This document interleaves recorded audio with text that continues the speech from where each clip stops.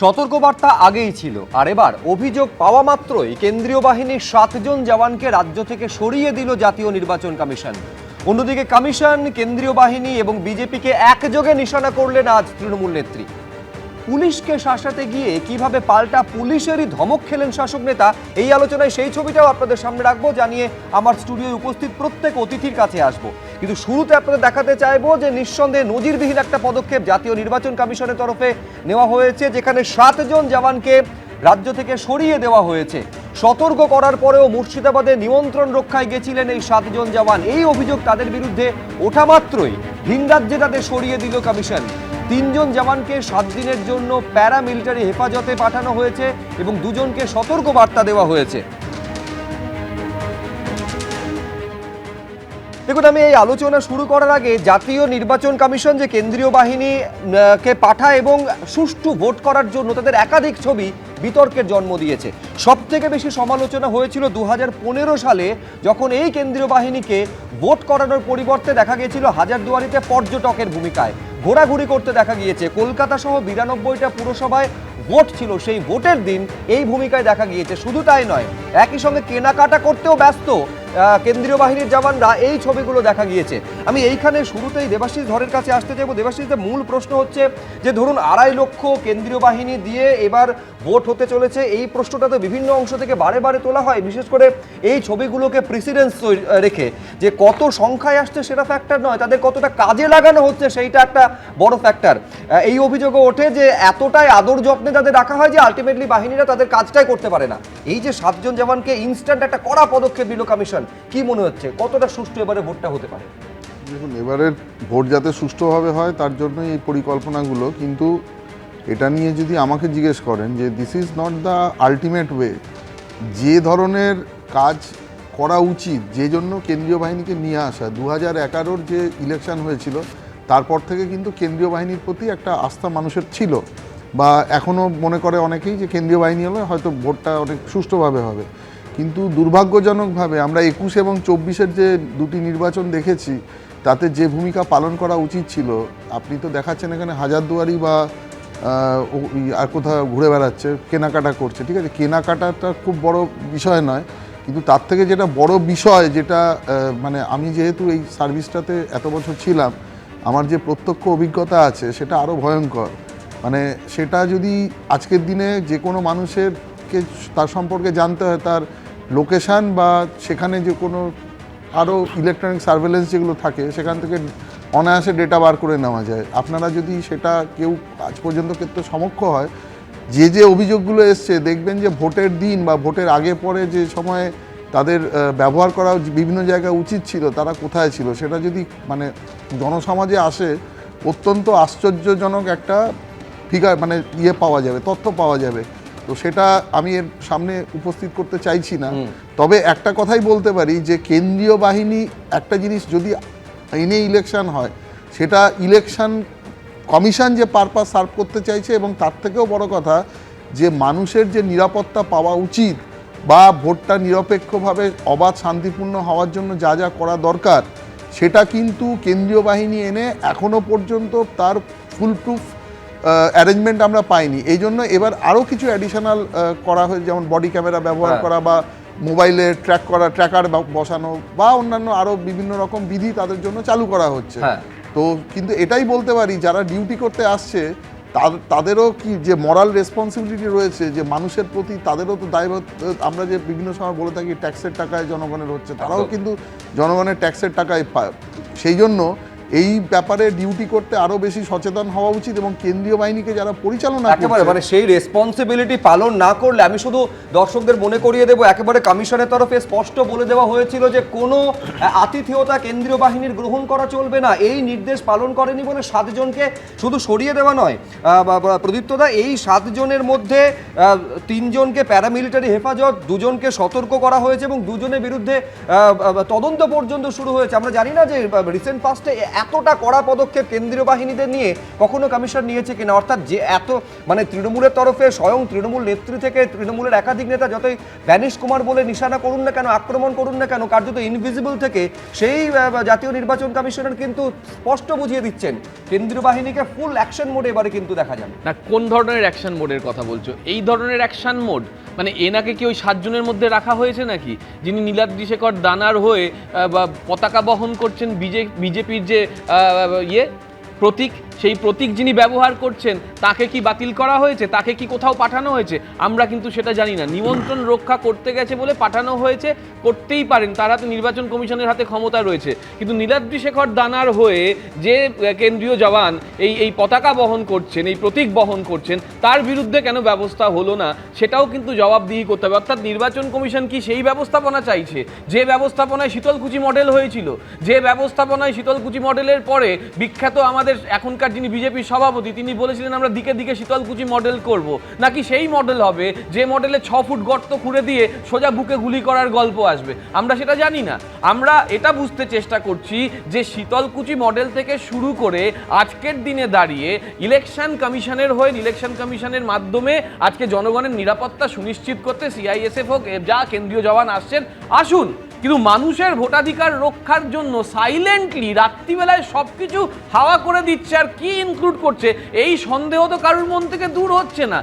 যদি আপনি অবাধ সুষ্ঠু নির্বাচন করার জন্য 324 নম্বর ধারা অনুযায়ী দায়ভার গ্রহণ করে থাকেন, তাহলে আপনাকে সুপ্রিম কোর্টের তত্ত্বাবধানে কাজ করতে হচ্ছে কেন? কোথায় আপনার গাফিলতি থেকে যাচ্ছে? কেন আপনাকে ওই মানে পোস্ট নির্দিষ্ট একটা জায়গায় আপনার আপনার আপনার পদ্মের প্রতীকের ছাপ দেখা যাচ্ছে? কেন বারবার আমাকে বলতে হচ্ছে যারা বাইরে থেকে আসছে তাদেরকে আপনারা এমন কেউ লোককে নিয়ে আসছেন যেমন কি জায়ান বাবু নাকি তার স্ত্রী বিহারের ক্যান্ডিডেট ছিলেন, এরকম ঘটনাক্রম কেন ঘটছে?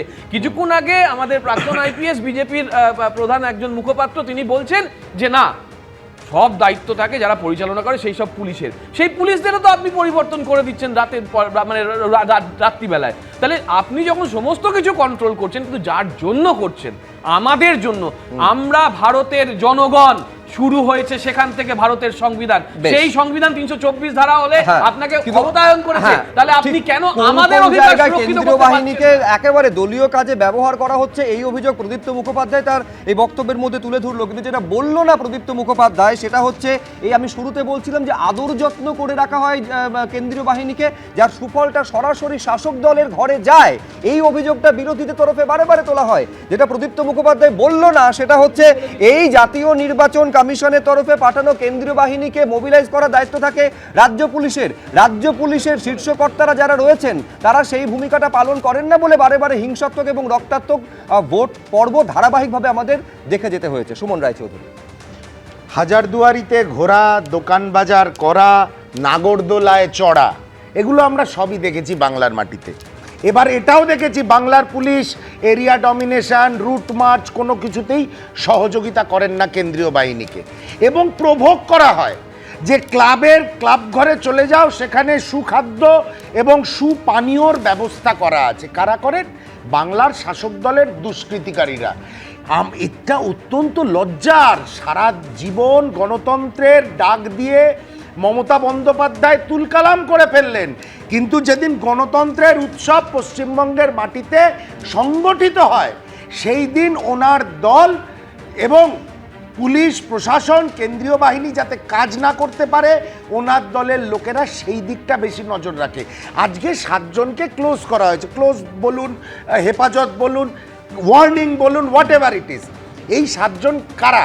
এই 7 জন তারা এসেছিল পশ্চিমবঙ্গে যে কিছু সাম্প্রদায়িক সমস্যা হয়েছিল ধুলিয়ান, শামশেরগঞ্জ, সুতি এইসব অঞ্চলে। তারা রয়ে যেতে যেতে কি হলো, তৃণমূল কংগ্রেসের নেতৃত্বের সঙ্গে সখ্য তৈরি হলো, তাদের বাড়ি যাতায়াত শুরু হতো না যদি তৃণমূল কংগ্রেসের নেতাদের সবসময় একটাই টার্গেট থাকে যে আমি যারা আসবে বাইরের থেকে আগেই নিজেদের বগল দাবা করে দাও, ভালো খাওয়াও, রক্ত মাংসের মানুষ তো। কিন্তু বিপদগামী কারা করে?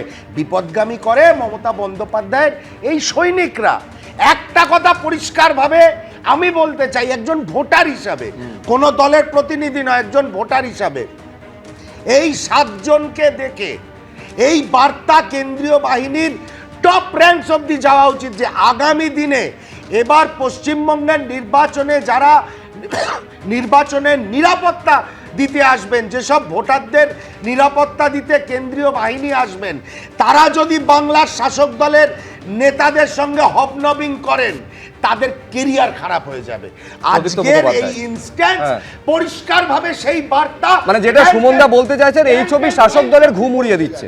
আমিও তাই ভাবেই বলছি, শাসক দলের হোক, এবার কোন শাসক দল সেটাও জানি না, ঘুম যেন ওড়ে, সত্যি ঘুম যেন ওড়ে, যে নাগরিকদের ভোটাধিকার রক্ষাটা সব থেকে প্রয়োজনীয় হয়ে উঠেছে আজকের দিনে দাঁড়িয়ে। আপনার নেত্রী করতে দেন, সব মানছি, আমার নেত্রীর হাতে প্রশাসন আছে কি এখন? পুলিশ রাত্রিবেলায় কে চেঞ্জ করছে দাদা? এইটা ইলেকশন কমিশন, এটা একটা সুন্দর ইলেকশন কমিশন। এই জাগলারিটা, সব জায়গায় এই জাগলারিটা, রবীন্দ্রনাথ ভট্টাচার্যের কাছে আসবো, কিন্তু আমি এইখানে দেখাতে চাইবো যে মমতা বন্দ্যোপাধ্যায় আজকে কেন্দ্রীয় বাহিনীকে সতর্ক করেছেন, কার্যত এক বন্ধনীতে রেখে জাতীয় নির্বাচন কমিশন, বিজেপি এবং বাহিনীকে নিয়ে কি বললেন তৃণমূল নেত্রী, দেখুন। আবার পেট্রোলের দাম বেড়ে গেছে, জিনিসের দাম বাড়াচ্ছে, এটা আমার হাতে নেই। এখন তো আমার হাত থেকে সব কেড়ে নিয়েছে। আমার হাতে একটাই আছে, সেটা হচ্ছে মানুষ আছে। BJP party vanish party. কখনো শুনেছেন নির্বাচন কমিশনের নোটিফিকেশনে বিজেপি চিহ্ন দিচ্ছে? কখনো জীবনে শুনেছেন? কখনো জীবনে দেখেছেন সেন্ট্রাল ফোর্স বিজেপি পার্টির ফ্ল্যাগ নিয়ে যাচ্ছে? লজ্জা করে না? গলায় দড়ি দিয়ে মরা উচিত বিজেপি নেতৃবৃন্দকে। এ লজ্জা কোথায় ঢাকবে? এই লজ্জা ঢাকার কি জায়গা আছে? I respect the central forces, but please remember that manpower is the real power. आज बीजेपी पावर में है दिल्ली में, काल उलट जाएगा, ऐसा ही परिस्थिति है। याद रखिए, आपका काम आप इज्जत से कीजिए, मोहब्बत से कीजिए, हम लोग पूरा सहयोगिता करेंगे। अगर आप वोट का काम में बीजेपी के लिए पोलिंग एजेंट बन जाएंगे, तब हमारा माता जी है, बहन जी है, वो लोगों ने इसको रिप्लाई देंगे, हम नहीं देंगे। রবীন্দ্রনাথ ভট্টাচার্য, দেখুন, এই যে বলছে যে বিহার থেকে এসছেন, তো পশ্চিমবঙ্গে তো এই ঘটনা তো আছেই। লাভলি মৈত্রের মানে বিধায়কের যে হাজব্যান্ড সৌম্য রায়, তিনি তো পুলিশের অফিসার, ডিসি ছিলেন। তো এই ঘটনাগুলো, একজন কেউ যদি রাজ্যে থাকেন, সৌম্য রায়কে সরিয়ে দেওয়া হয়েছিল 24-এ ইলেকশন কমিশনার সরিয়ে দিয়েছিল। এই ঘটনাগুলো থেকে আমরা একটা জায়গায় পরিষ্কার বুঝতে পারি যে কোনো না কোনো জায়গায় এই যে 7 জনকে সরিয়ে দেওয়া হলো, পশ্চিমবঙ্গে না মানে ট্রাস্টের যে সংকট, বিশ্বাসের যে সংকট, সেটা অত্যন্ত গভীর। না, সাধারণ নাগরিক হিসেবে আমরা বিশ্বাস করছি না প্রশাসনকে, বিজেপি বিশ্বাস করছে না, তৃণমূল বিশ্বাস করছে না। একটা অদ্ভুত অবিশ্বাস এই জায়গাটার মধ্যে ইলেকশন কমিশনকে নির্বাচন করা। কিন্তু ট্রাস্ট ডেফিসিটটা তো হঠাৎ করে তৈরি হয় না রবীন্দ্রনাথ বাবু। না, একদমই দিনের পর দিন এই ঘটনা ঘটেছে বলেই তো আজকে ট্রাস্ট ডেফিসিটটা তৈরি হয়েছে। যে ওই যে হাজারদুয়ারির ছবিগুলো দেখানো হলো, যে তারা চলে গেছে, বস্তুতপক্ষে ল অ্যান্ড অর্ডার হচ্ছে স্টেটের হাতে থাকে। এবং এখনও এই যে নির্বাচন কমিশন যদি তাকে যদি কেস করতে হয়, মানে আমি বলছি কোনো সিআইএসএফের কোনো জওয়ানকে যদি কোনো জায়গা সম্বন্ধে বলতে হয় যে কাউকে গ্রেপ্তার করার জন্য, তাহলে তাকে পুলিশের সাহায্য নিতে হবে। পুলিশের সাহায্য ছাড়া সে নিজে তো গ্রেপ্তার করতে পারবে না। এখন পুলিশ প্রশাসন দিনের পর দিন এই জায়গাগুলোতে একদম ক্রিপল হয়ে বসে থাকতো। সেই ছবিটা এবারে বদলাবে বলে মনে হচ্ছে। এটা তো দেখা যাচ্ছে, মানে এই প্রথম ধাক্কাতেই, যাকে যদি আমরা বলি যে প্রথম ধাক্কাতেই একটা কড়া স্টেপ নিয়ে নিল নির্বাচন কমিশন, তাহলে বোঝা যাচ্ছে যে তারা এই ব্যাপারে অন্তত আমাদের সাধারণ নাগরিককে, বিজেপির কর্মীদের এবং একই সঙ্গে অন্য সমস্ত বিরোধী দলকে তারা বার্তা দিচ্ছে যে আমরা এবার নিজেরা হাতের মুঠোয় রাখবো এবং খুব স্বাভাবিকভাবেই গণতন্ত্র রক্ষার ব্যাপারে অত্যন্ত প্রখরভাবে সতর্ক থাকবো। কিন্তু আপনি দেখুন, এইগুলো শুধু বিশ্বাস কিন্তু বাড়াতে পারবে না। এখন পর্যন্ত কোথাও থেকে কোনো বোমা উদ্ধার হয়নি, কোনো দুষ্কৃতী ধরা পড়েনি। এত দুষ্কৃতী যাদের নামে ওয়ারেন্ট আছে, কতদিন হলো ইলেকশন কমিশনের হাতে এসছে, কোনো দুষ্কৃতী ধরা পড়েছে, কোনো বোমা গুলি এগুলো বাজেয়াপ্ত হয়েছে। তাহলে কিসের ইলেকশন কমিশন যে হাতে নিল, তার লাভটা আমাদের কি হবে? দেখুন, মানে মূল বিষয় হচ্ছে এই কমিশন শেষ পর্যন্ত ভোটারদের মধ্যে কনফিডেন্স বিল্ড আপ করতে পারবে কিনা, এই আস্থাটা তাদের মধ্যে সঞ্চারিত করতে পারবে কিনা যে বাড়ির চৌকাঠ পেরিয়ে নিশ্চিন্তে তারা গিয়ে নিজের পছন্দের প্রার্থীকে ভোট কেন্দ্রে গিয়ে ভোটটা দিতে পারবেন। দেবাশিস, দেখুন, মোটামুটি 16 অনওয়ার্ড যে কটা ইলেকশন হয়েছে, যেটা স্টেট ইলেকশন কমিশন করেছে, বিভিন্ন লোকাল বডির ইলেকশন বা কেন্দ্রীয় নির্বাচন কমিশন যেটা করেছে, পশ্চিমবঙ্গ একমাত্র রাজ্য যেখানে এত পরিমাণ ভায়োলেন্স ঘটেছে। ভারতবর্ষের কোনো রাজ্যে কোনোভাবে কোনো ইলেকশনে এইভাবে মারধর, ভয় দেখানো, আজকেও ওই রবীন্দ্রসঙ্গীতের সাথে ডিজে বাজবে, ইলেকশনের পরে পোস্টার দিয়ে বলতে হবে। আমি নিজে দায়িত্ব নিয়ে বলছি, আমি ইলেকশনে অবজারভার হয়ে সরকারি ডিউটি করে এসেছি বিভিন্ন রাজ্যে, একাধিক রাজ্যে, একটাও নয়, ভারতবর্ষের বিভিন্ন প্রান্তে। বিশ্বাস করুন, ইলেকশন মানে সেটাই তো প্রশ্ন যে ওখানে অন্য সেটাই কোনো বলছি রাজ্যে যে জোর অন্য কোনো রাজ্যে যে ছবিটা হয় না, এই রাজ্যে ধারাবাহিকভাবে, সেটা লোকসভা, বিধানসভা, পুরসভা, পঞ্চায়েত, যে কোনো স্তরেরই ভোট হোক না কেন, এই হিংসাত্মক ছবিটা। মূল প্রশ্ন হচ্ছে, আমি খুব দ্রুত একবার প্রদীপ্ত মুখোপাধ্যায়ের কাছে আসবো। এই ছবিটা গতকালও অত্যন্ত উদ্বেগের সঙ্গে এসআইআর নিয়ে সর্বোচ্চ আদালত মন্তব্য করছিল যে অন্য রাজ্যে তো এসআইআর হয়েছে, কোথাও এই সমস্যা তৈরি হয়নি। এই রাজ্যে মানে এসআইআর হোক বা নির্বাচন হোক, এই রাজ্য সবসময় ব্যতিক্রমী, যেটা নেতিবাচক দিক। না, এই রাজ্য তো ব্যতিক্রমী হবেই, কারণ সেলুলার জেল তার প্রমাণ করে দেয় কেন এই রাজ্য ব্যতিক্রম। আমাদের দেশে আমাদের রাজ্যে সব থেকে বেশি স্বাধীনতা সংগ্রামী আছে, যুক্তিপূর্ণ বাঙালি সবসময় আছে। শুধুমাত্র কেউ কিছু বলে বুঝিয়ে দিয়ে গেল আর সেটা বুঝে চলে এলাম, তা হবে না এখানে। আজকে দেবাশিস বাবু বললেন যে 2016 পরবর্তীকালীন, আমার খুব অবাক লাগলো যে উনি 2016 পরবর্তীকালীন সবকিছু দেখছেন, তার আগে দেখতে পাচ্ছেন। আমার লাস্ট কথা ওনাকে, যে উনি তো দীর্ঘদিন এই দুটোকে এক আসনে রাখেন, যে স্বাধীনতা সংগ্রামীরা যে কারণে বোমা বেঁধেছিলেন, ভাঙরে যারা বোমা বাঁধছে তারা একই আসনে যদি বসান, তাহলে সেখানে আমার তীব্র আপত্তি থাকলো। এবার বর্ধমানের একটা ছবি আপনাদের দেখাবো, যেখানে তৃণমূল নেতা পুলিশকে উদ্দেশ্য করে শাসাচ্ছেন, পাল্টা আচরণবিধি মনে করিয়ে ধমক দিচ্ছে পুলিশ। ছবিটা একবার দেখুন। না না, আমার এলাকা তো এটা, মানুষকে কেন সুস্থ হয়ে ঘুমোতে দিচ্ছেন না? কি বলছেন? আমার এলাকায় আপনি কাউন্সিলর, ঠিক আছে, পুলিশ আসলে আপনার এলাকায় আপনার কৈফিয়ত নিয়ে আসতে হবে? একদমই নয়। না, এখন এমসিসি চালু, আপনার কৈফিয়ত এখন কাজে দেবে না। আপনার কৈফিয়ত থেকে আমি আমার নিজের ক্ষতি করব না। আগে সঠিক নিয়মটা জানুন, তারপরে বলবেন। এমসিসি ভায়োলেশন করে সকাল থেকে করে যাচ্ছে, এমসিসি ভায়োলেশন করে যাচ্ছে সকাল থেকে। কে ঢিল মেরেছে জিজ্ঞাসা করুন। এরপর আরো বেশি বেশি পুলিশ থাকবে এখানে। আপনি বলুন কাকে মেরেছে, দেখান, ইনজোর দেখান, তখন বলুন। যাকে মেরেছে, যার বাড়ি থেকে ভাঙচুর করেছে বা যার বাড়ি থেকে গাড়িমন্দ করেছে, তারা তো আমাদেরকে কমপ্লেন করেছে, আমরা করেনি। সেটা হচ্ছে নির্বাচন কমিশনকে কমপ্লেন করেছে, সেখান থেকে আমাদেরকে পাঠিয়েছে। শুধু আমরা কেন সিভিল সেক্টরে এসেছি, পারি না কেন কমপ্লেন করছেন না আপনারা? কেন করব? আমরা অন্যায় কথা বলবো না তো, আমরা উন্নয়ন করি। এখানে এসেছি, তাহলে আমরা উন্নয়নের কথা বলবো। আপনি সকালবেলা ওখানে হলো, আমি আপনাকে বললাম স্যার এগুলো বিক্ষিপ্ত ব্যাপার, আপনারা একটুতেই এত লোক এসে যাচ্ছে, ব্যাপারটা বুঝতে পারছি না। আসুক না, তারা তো আসবে। আপনি আমাকে অ্যারেস্ট করুন না, আমি তো দাঁড়িয়ে আছি। অ্যারেস্ট করুন না, ওনার সঙ্গে তো অ্যারেস্টের কথা তো আমরা আপনি করুন না আমাকে অ্যারেস্ট। আমার এলাকার কেউ কারোর বাড়িতে লাথি মারে না। দেখুন, এটা মোটামুটি আমাদের পরিচিত ছবি। যে অভিযোগটা বারে বারে ওঠে যে শাসক দলের নেতা তারা পুলিশকে হুঁশিয়ারি দেন, হুমকি দেন, কখনো বোম মারার কথা বলেন, কখনো আবার ঘড়ি ধরিয়ে তার মধ্যে ব্যবস্থা না নিলে জ্বালিয়ে দেওয়ার কথা, ইত্যাদি ইত্যাদির সঙ্গে এটা বঙ্গ সমাজে একটা পরিচিত ছবি। শাসক দলের বিরুদ্ধে অভিযোগগুলো বারে বারে ওঠে, কিন্তু শেষ কবে এই ছবি দেখেছেন যে পাল্টা পুলিশ আঙুল উঁচিয়ে বলছে এমসিসি এখন জারি রয়েছে, আপনাকে কৈফিয়ত দেব না। এইটা মাথায় রাখবেন যে আপনার কৈফিয়ত নিয়ে কাজ করব না, খেয়াল রাখবেন এখন এমসিসি চালু রয়েছে।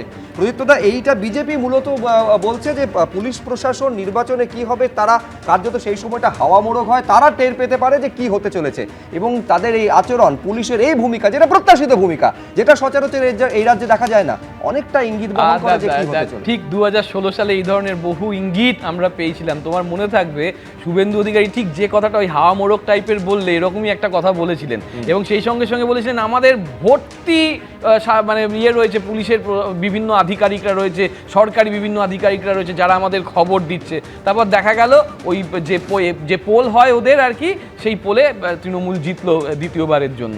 আমার মূল বক্তব্য একটা, যে পুলিশ অনেক সময় খারাপ কাজ করেছে বলে যে সমালোচনা হয়, তৃণমূল কংগ্রেস সেটা নিয়ে কখনো বলতে আসবে না।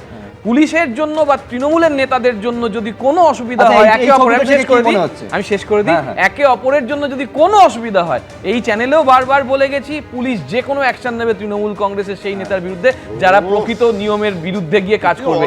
কিন্তু এইখানে পরিষ্কার দেখা যাচ্ছে যে নাগরিকদের হয়ে তৃণমূল কংগ্রেস কথা বলতে আসছে, তখন পুলিশের সঙ্গে খুব ইন্টারেস্টিং, আমি খুব ইন্টারেস্টিং, আমি শুধু শেষ করে নিন। গতবার দিলীপ ঘোষ 2021 সালের ঠিক ভোটের পর যে বাইটটা দিয়েছিলেন পুলিশের ভূমিকা, নির্বাচন কমিশনের ভূমিকা আর ভালো ভোট হওয়া নিয়ে, সেটা একটু এই প্যানেলকে দেখিয়ে দিন। আমি বলছি দিলীপ ঘোষ, দেখুন দিলীপ ঘোষ তো এই রাজ্যের এখনো পর্যন্ত সরকারি কোনো পদে নেই, বা তিনি কোনো মন্ত্রী, মুখ্যমন্ত্রী বা কোনো মন্ত্রীও নন। আমি বলছি পুলিশ এখানে, না আমি প্রতিনিধিত্ব, বি ভেরি ক্লিয়ার, পুলিশ এখানে ঠিক করেছে না ভুল করেছে? পুলিশ 100% ঠিক করেছে, আবারও বলছি। তাহলে ভুলটাকে কাউন্সিলর করেছে? না, কাউন্সিলর কেন ভুল করেছে? এটা দুটোর মধ্যে কমিউনিকেশন গ্যাপ। কাউন্সিলর তো নাগরিকদের অধিকার রক্ষার কথা বলছে, পুলিশ যেমন একটা ইনফরমেশন পেয়ে এখানে তার দায়িত্ব পালন করছে, নাগরিকদের যে অভিযোগ সেটা আমি শুধু একটা বিষয় মনে করাবো, যে একেবারে এইটা তৃণমূল কংগ্রেস একেবারে সহ্য করে না পুলিশের বিরুদ্ধে যে এইভাবে কথা বলবে। আমি শুধু মনে করিয়ে দেব যে অনুব্রত মণ্ডল ফোনে কি বলেছিলেন পুলিশকে, এবং তারপরে অনুব্রত মণ্ডলের বিরুদ্ধে কি কঠোরতম ব্যবস্থা তৃণমূল কংগ্রেস নিয়েছে, এটা তো মোটামুটি সকলেই আপনারা জানেন। কিন্তু আমি এইখানে দেবাশিস ধরের কাছে আসতে চাইবো, কোনো সমস্যা হতো না দেবাশিসদা, বিশ্বাস করুন, যেইটা কাউন্সিলর বলছেন এটা আমার এলাকা, আমাকে জানিয়ে আসতে হবে। পুলিশ যদি জানিয়ে আসতো যে দাদা আমরা যাচ্ছি, আপনি একটু বিষয়টা দেখে নেবেন, কোনো কমিউনিকেশন গ্যাপ হতো না, কোনো সমস্যা হতো না। এটা তো আপনি আপনার অভিজ্ঞতাতে এটা মানবেন নাকি সার্ভিস রুলে এরকম কিছু আছে যে কাউন্সিলরকে জানিয়ে তারপর পুলিশকে কোনো একটা কাজে অভিযোগের প্রেক্ষিতে তদন্ত করতে যেতে হবে? কোনটা? দেখুন, পুরো দেশ একটা মানে আইনে চলে, পশ্চিমবঙ্গ একটা আইনে চলে, শাসকের আইনে চলে। আইনের বিভিন্ন দিক আছে, সংবিধানের বিভিন্ন ধারা আছে, সেটা দেশের ক্ষেত্রে বিভিন্নভাবে একভাবে প্রযোজ্য, এই রাজ্যের জন্য অন্যভাবে প্রযোজ্য। এটাই মনে হয় এখন এখানকার একটা মানে সিস্টেম হয়ে গেছে, মানে এটাই আমাদের রক্তের মধ্যে ঢুকে গেছে বলে এখানকার যারা মানে শাসক রয়েছেন সর্বোচ্চ থেকে সর্বনিম্ন স্তরে, সেইভাবেই কিন্তু এই যে গতিবিধি এটা চালিয়ে যাচ্ছে। এবং যেভাবে আপনি মানুষকে শিক্ষা দেবেন যে খেলা হবে ইয়ের পরে 4 তারিখের পরে রবীন্দ্রসঙ্গীতের সাথে পরে ডিজে বাজবে, তারপরে বিজেপিকে পোস্টার নিয়ে বলতে হবে আমরা দল করি না, তো এটা তো যখন আপনি একজন রাজ্যের প্রশাসক হয়ে সংবিধানের শপথ নিয়ে মানুষকে এই শিক্ষা দেবেন, তার যে দলগত ভিত্তিতে তার যে নিচু স্তরে যারা রয়েছেন তারা তো আরও উৎসাহিত হবেন। উন্নয়নের কাণ্ডারি আমরা দেখেছিলাম, অনুব্রত মণ্ডল যা বলেছিলেন, পুলিশ অফিসারকে যে ভাষা বলেছিলেন, ভারতবর্ষের ইতিহাসে মনে হয় আজ পর্যন্ত কোনো রাজনৈতিক নেতা এত নিম্ন রুচির কোনো ভাষা ব্যবহার করেননি। এবং তার জন্য কি হয়েছে আপনারা ভালো করেই জানেন, বরং পুলিশ অফিসারের সে কতটা তার এগেনস্টে ডিপার্টমেন্টাল প্রসিডিং হয়েছে এটুকু আমি বলতে পারি। 2 নম্বর, এই যে যিনি কাউন্সিলর ওইখানে বলছিলেন দাঁড়িয়ে, তো এটা উনি অভ্যস্ত এইভাবে, উনিও কিন্তু মানে আমার দেখে মনে হলো যে উনিও হয়তো ওনার ছোট ভাইটাই হবে বা সম্পর্কে কিছু হবেন, তো সেই জন্য এটা উনি এভাবে বলবেন এটাই স্বাভাবিক। আর এত পোলাইটলি বলেছেন, আমার যেটা ভালো লাগলো, যদি এই যে অফিসার তার এই গার্ডসটা রেখেছেন, আমি জানি না ইলেকশনের পরে এনার কি অবস্থা হবে যদি তৃণমূল ক্ষমতায় ফিরে আসে। তো আজকের দিনে যদি এই পুলিশ ডিপার্টমেন্ট সবাই একসাথে এই ইউনিটিটা বজায় রাখতে পারতো, আমি শুধু দর্শকদের মনে করিয়ে দিই, এই যে বোলপুর থানার আইসির বিরুদ্ধে ডিপার্টমেন্টাল প্রসিডিং শুরু হয়েছে, দেবাশিস দা সেটা বলছিলেন, এবং অনুব্রত মণ্ডল আপনারা জানেন যে একেবারে তাকে কোর কমিটির আহ্বায়ক করা হয়েছিল, অনেকক্ষণ ধরে বলতে চাচ্ছেন প্রদীপ্ত। পরিষ্কার বক্তব্য যে পুলিশকে বুকে গুলি মারার কথা, যা ঝাঁটা পাঠানোর কথা বা আমার জুতো চাটানোর কথা যখন বলেছিল, সেটা কোন ধরনের আক্রমণ বিজেপির নেতাদের, সেটা যদি শান্তন বাবু, রাজু বাবু বা দিলীপ ঘোষ বা শুভেন্দু অধিকারী এদের প্রেক্ষিতে উনি বলতে পারেন। আমি তো এখানে করুন, আপনি পাশাপাশি সমানভাবে রাখুন অনুব্রত মণ্ডলের সেই অমৃত বচন, যেটা আমরা টেলিকাস্ট পর্যন্ত করতে পারিনি, বেশ কতগুলো আমরা চূড়ান্তভাবে এখানে সমালোচনা করে গেছি, চূড়ান্তভাবে করেছেন, কিন্তু তারপর তার শাস্তিটা কি হয়েছে, কোন কড়া ব্যবস্থা নেওয়া হয়েছে দলের তরফে? শুধু একটা সাদা কাগজে ক্ষমা চেয়েছে, তাকে পরিষ্কারভাবে বলে দেওয়া হয়েছে, সেইটুকু অন্য রাজনৈতিক দল করতে পারে না। তৃণমূল কংগ্রেস এখানে অনন্য, খুব অনন্য তৃণমূলের কাছ থেকে, ততটা অনন্য কংগ্রেস কোনো শিক্ষা নেবে কিনা। একদম আজকে মানুষের পাশে থাকতে পারছে, এই অনন্য বলে কিন্তু পরের পর ভোটে এইটা আপনাকে সুমনদা মানতে হবে, এই অনন্য তৃণমূল কংগ্রেস বলে কিন্তু পরের পর মানুষ অনেক বেশি বিপুল ম্যান্ডেট নিয়ে ক্ষমতায় আসছে প্রতি বছর। সুমন রায়চৌধুরী, দেখুন, যে রাজনৈতিক দল গণতন্ত্রের ডঙ্কা বাজিয়ে 2011 সালে ক্ষমতায় এসেছিল, সেই রাজনৈতিক দল কাদের ম্যাসকট বানিয়েছে? অনুব্রত মণ্ডল, শাহজাহান, জেসিবি, সোনা পাপ্পু, এরা হচ্ছে সব তৃণমূল কংগ্রেসের ম্যাসকট। এদের সামনে রেখে মমতা বন্দ্যোপাধ্যায় তার প্রশাসন এবং বিরোধী পরিসরকে কিভাবে ধ্বংস করা যায় সেই লীলায় মত্ত হয়ে রয়েছেন। আজকে সোনা পাপ্পুর এখনো টিকি খুঁজে পায়নি পুলিশ, 2 মাস হতে চলল। আজকে খুব মানে একজন প্যানেলিস্ট আমাদের আজকেই বললেন অনুব্রত মণ্ডলের কথা, যে ভাষায় একজন জেলা সভাপতি, সেই সময় অনুব্রতবাবু কি পদে ছিলেন আমার ঠিক খেয়াল নেই, যে জেলা সভাপতি এই ভাষায় কথা বলে এবং তারপরেও সামনে পিছে রাজ্য পুলিশের এসকর্ট নিয়ে নীলবাতি জ্বালিয়ে ঘুরতে পারে, তাহলে রবীন্দ্র নজরুলের সমাজকে, এই পশ্চিমবঙ্গের সমাজকে কি উপহার দিতে চান মমতা বন্দ্যোপাধ্যায়? আরেকটা জিনিস আমি এতবার ইন্টারাপ্ট করিনি, করেছিলাম একবার। দেখুন, পুলিশ এখন কি করছে, ঠিকাদারি, প্রমোটিং এবং যেখানে যেখানে খুন ধর্ষণে তৃণমূল কংগ্রেসের নেতৃত্বের কানেকশন রয়েছে সেগুলোকে ঢাকার কাজ করছে। তা খুব স্বাভাবিকভাবেই তৃণমূল কংগ্রেসের কোনো নেতা, কোনো কাউন্সিলর আঙুল তুলে পুলিশের দিকে তাকাবে, কারণ পুলিশের কাজ হচ্ছে এখন থানায় বসে তৃণমূল নেতা ঠিকাদারের মাঝখানে তার কারণ হচ্ছে তিনি সেখানকার কাউন্সিলর, তিনি সেখানকার পুরপিতা। আমি একবার দর্শকদের দেখাবো, পুলিশের চরম অপরাধ হয়েছে বলে কাউন্সিলরের মনে হয়েছে, তার কারণ যে বিজেপি নেতার অভিযোগের ভিত্তিতে পুলিশ সেখানে গেছিল, কেন কাউন্সিলরকে না জানিয়ে পুলিশ সেখানে গেছে, এত সংখ্যায় পুলিশ কেন? আমি আরেকবার ছবিটা আপনাদের সামনে রাখবো এবং ওই কাউন্সিলর তিনি নিজে কি বলছেন সেটাও শোনাবো। আগে ছবিটা দেখুন। এরপর আরো বেশি বেশি পুলিশ থাকবে, দেখেন না আপনি অ্যারেস্ট করুন না আমাকে। দেখুন, আপনার ডান হাতে একটা রাস্তা ঢুকছে, কেন আপনার কাছে কি স্পন্সর নিয়ে এসেছে? আপনার কাছে কি কেউ ডাকেও না, আপনার ডিস্টার্বও করেনি? না আমার এলাকা তো এটা, মানুষকে কেন সুস্থ হয়ে ঘুমোতে দিচ্ছেন না? কি বলছেন আমার এলাকায়? আপনি কাউন্সিলর, ঠিক আছে, পুলিশ আসলে আপনার কৈফিয়ত নিয়ে আসতে হবে? একদমই নয়, না এখন এমসিসি চালু, আপনার কৈফিয়ত এখন কাজে দেবে না। আপনার কৈফিয়ত থেকে আমি আমার নিজের ক্ষতি করব না। আগে সঠিক নিয়মটা জানুন, তারপরে বলবেন। সকাল থেকে করে যাচ্ছে, এমসিসি ভায়োলেশন করে যাচ্ছে সকাল থেকে।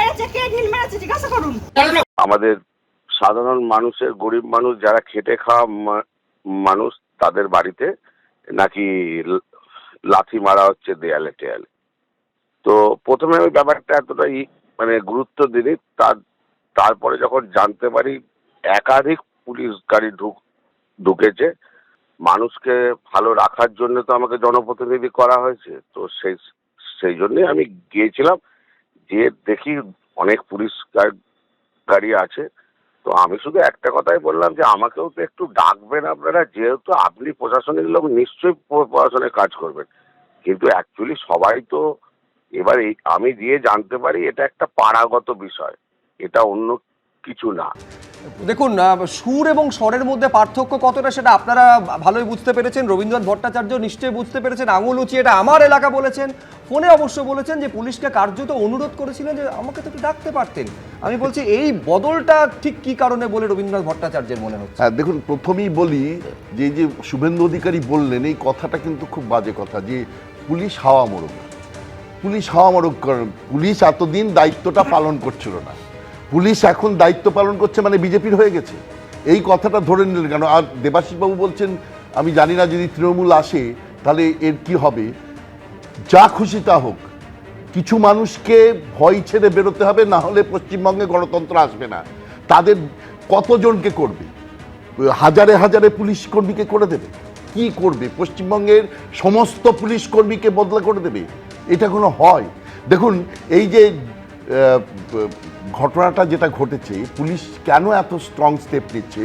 7 জন AEROকে যখন সাসপেন্ড করে তাদের এগেনস্টে FIR করে তাদের তদন্তের নির্দেশ দিয়েছে ইলেকশন কমিশন, তখন কিন্তু পরিষ্কার করে বলে দিয়েছে তাদের তদন্ত বন্ধ করতে পারবে না ইলেকশন কমিশনের অনুমতি ছাড়া।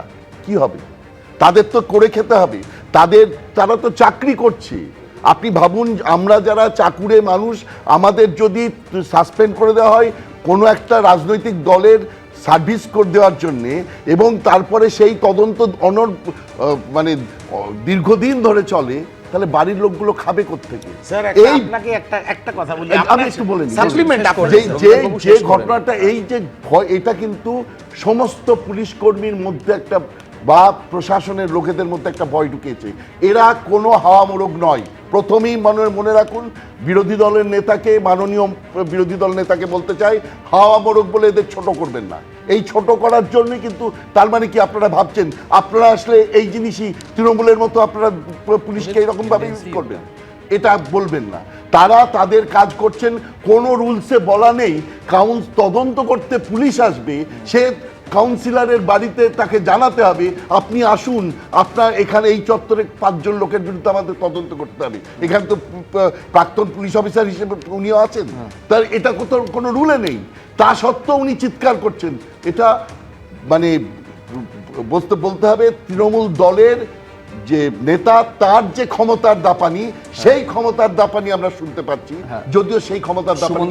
স্যার, একটা ছোট্ট ইনস্ট্যান্স দেখুন, পুলিশকে আঙুল তুলে কথা বলছে, মানে জায়গায় গণতান্ত্রিক পরিবেশটা কোন জায়গায়? পুলিশকে তো মানেই না, তাহলে রাজনৈতিক কর্মীদের কি অবস্থা ভাবুন। গতকাল ফ্লেক্স ছিঁড়েছে, পোস্টার ছিঁড়েছে, প্রতিবাদ করাতে মারধর করেছে, এবং এমন এক্সটেন্টে মারধর করেছে বহরমপুর মেডিকেল কলেজ হাসপাতালে ভর্তি। দেবাশিস ধর, এই শুরু হয়ে ঢাকে কাটি দেবাশিস দা দ্রুত।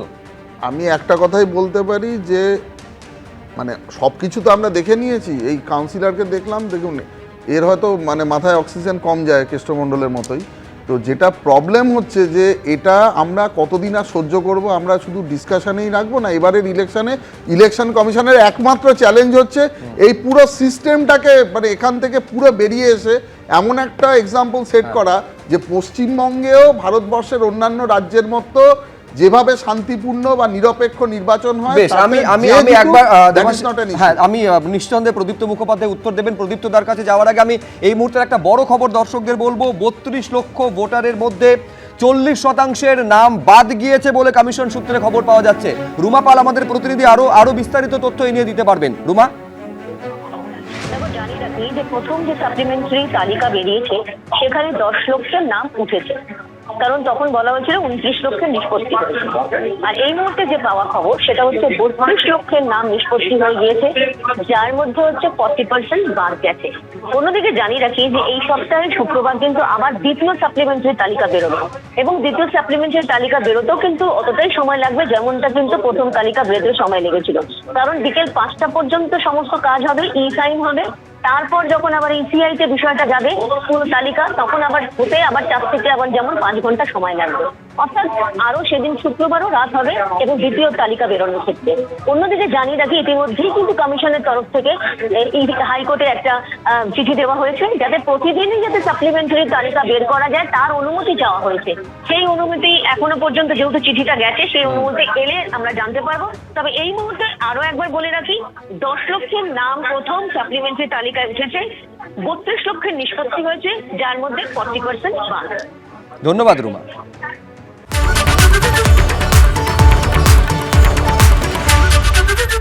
এবিপি আনন্দ, এগিয়ে থাকে, এগিয়ে রাখে।